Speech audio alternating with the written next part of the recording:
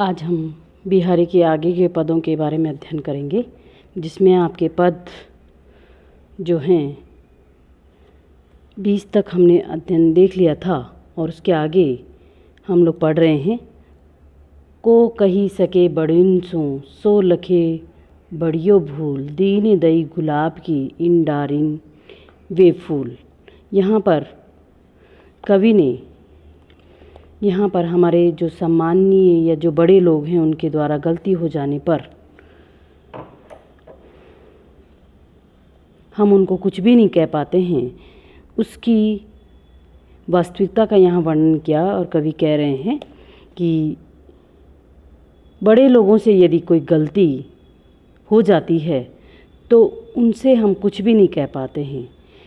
जिस प्रकार से दीन दई गुलाब को, अर्थात इन दारिन ये फूल, अर्थात गुलाब के फूल को जिस तरह से कटीली झाड़ियों में इतना सुंदर फूल विधाता ने इसकी सृष्टि की है गुलाब के फूल की, वह उस पर कोई टिक्का टिप्पणी नहीं कर सकता कि क्यों विधाता ने इतनी बड़ी गलती कर दी कि इतनी कटीली झाड़ियों के बीच इस सुंदर फूल की संरचना करी है। इसलिए क्योंकि ऐसा दोषारोपण करने की या उस गलती को बताने की किसी में भी क्या है, क्षमता नहीं है।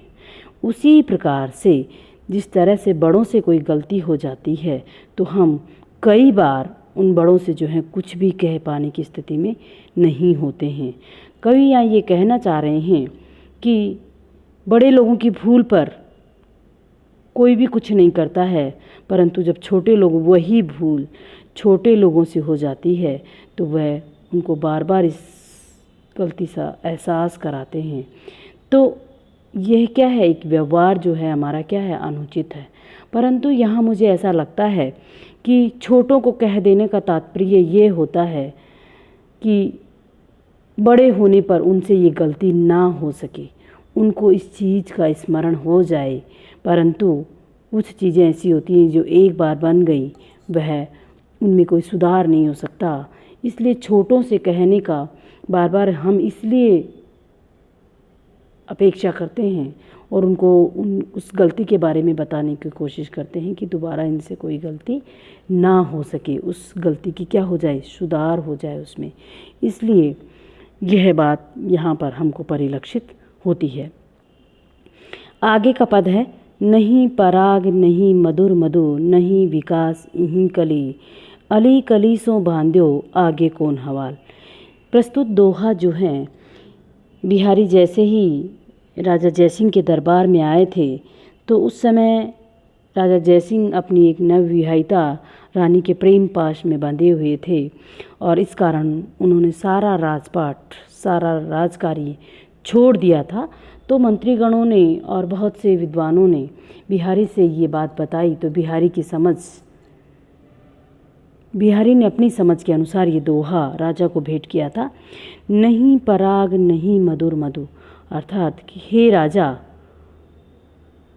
इस पुष्प में जो है अभी पराग नहीं विकसित हुआ है, नहीं मधुर मधु और ना ही मधुर शहद बना है, नहीं विकासु इहीं कली, अर्थात जिस कली का आप पान कर रहे हैं उस कली का अभी इतना वो विकास पे भी नहीं, उसका इतना विकास भी नहीं हुआ है। अली कली सो बांध्यो, अर्थात आपने अभी इस कली से इतने बंध गए हो आपने कि आपको कुछ भी नहीं पता है आगे कौन हवाल। तो ये जब कली अपने पूर्ण रूप में विकसित होगी तो आगे आपका क्या हाल होगा। इस बात से कहते हैं कि राजा ने अपनी समझ के अनुसार वापस से जो है अपना दिमाग और अपना व्यवहार जो है राजकार्य में लगा लिया था। और इसके बाद से कहते हैं कि बिहारी को प्रत्येक दोहे पर एक असरफी भेंट हुआ करती थी, क्योंकि वास्तविकता का ज्ञान आप एक छोटे से उदाहरण के द्वारा दे सकते हैं। तो ये कवि की एक काबिलियत तो थी ही और राजा की समझ के अनुसार की बात भी थी। इसलिए यहाँ पर कवि ने ये दोहा राजा को उस भावार्थ और उस प्रेम के पास में बंधने की बात को समझाते हुए आगे कहा था कि अभी क्योंकि वह नवयुवती जो राजा की रानी थी वह बहुत छोटी थी और उसके अंग प्रत्यंगों का भी पूर्ण रूप से वो विकसित नहीं हो पाया था, इसलिए उसकी यौवन की उसमें मादकता भी नहीं थी।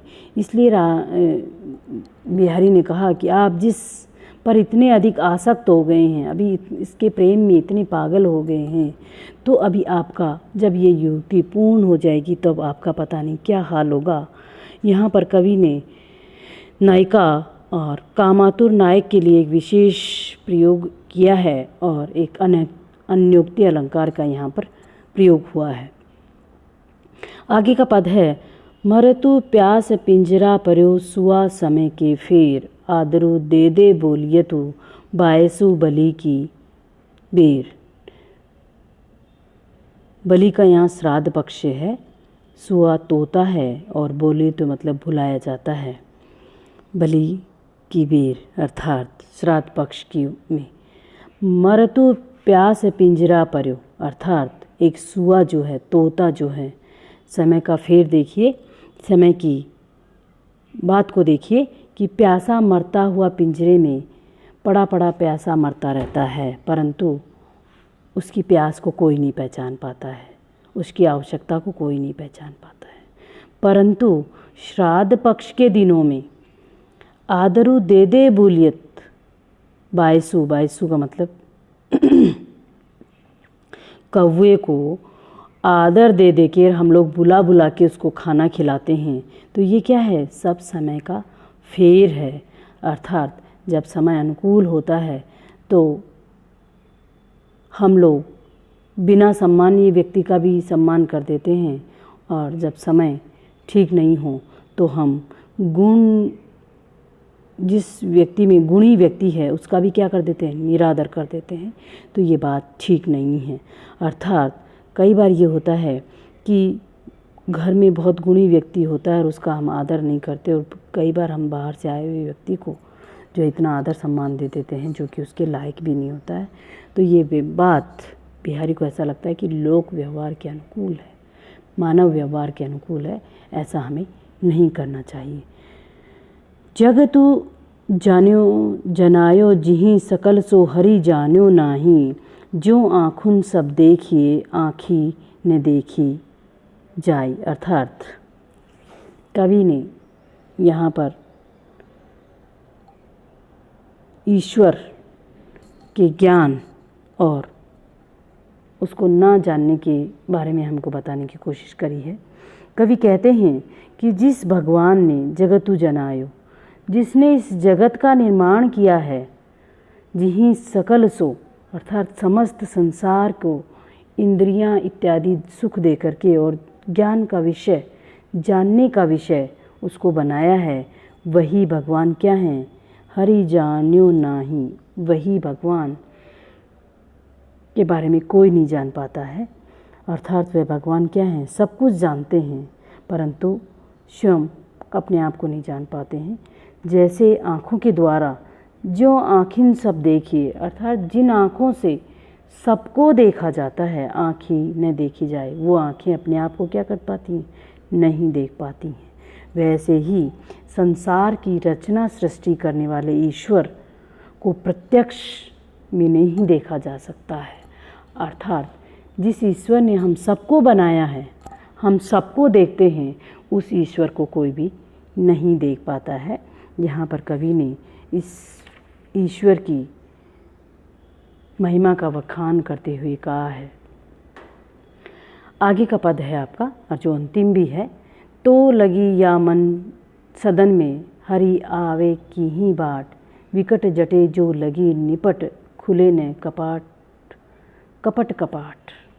यहाँ पर कवि ने उस ईश्वर भक्ति के बारे में बताया है कि कपटी हृदय से हम ईश्वर की भक्ति नहीं कर सकते, और मन के पवित्र होने पर या मन में श्रद्धा होने पर ही हम ईश्वर की स्तुति कर सकते हैं। तो कपटी व्यक्ति के हृदय में ईश्वर का वास कभी भी नहीं होता। तो लगी कब तक, जब तक मन सदन में, मेरे मन रूपी मंदिर में या घर में या मेरे मन रूपी शरीर में हरि आवे की ही बाट, हरि किस रास्ते से आए, विकट जटे जो लगी निपट, अर्थात इस हृदय में जब तक विशाल कपाट रूपी किवाड़ नहीं खुल जाते, खुले न कपट कपाट, अर्थात जब तक आप अपने हृदय से पाप को दूर नहीं कर सकते या अपने मन में कपट व्यवहार को दूर नहीं कर सकते हो, खुले न कपट कपाट, अर्थात जब तक आपके हृदय में पाप या कोई कपट दूर नहीं हो जाता, तब तक उस मन रूपी मंदिर में भगवान निवास नहीं कर सकते। वो विशाल रूपी जो कपट हैं वो नहीं खुल जाते हैं, तब तक ईश्वर का निवास नहीं हो पाता है।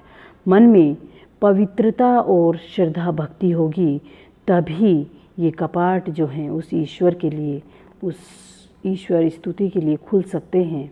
इसीलिए किसी ने कहा है, भोले भाव मिले रघुराई, अर्थात मन में कपट होने पर भगवान की भक्ति प्राप्त नहीं हो सकती है। इसलिए मन की पवित्रता और श्रद्धा उसमें जरूरी है, तभी व्यक्ति ईश्वर को प्राप्त कर सकता है, सही रास्ता प्राप्त कर सकता है।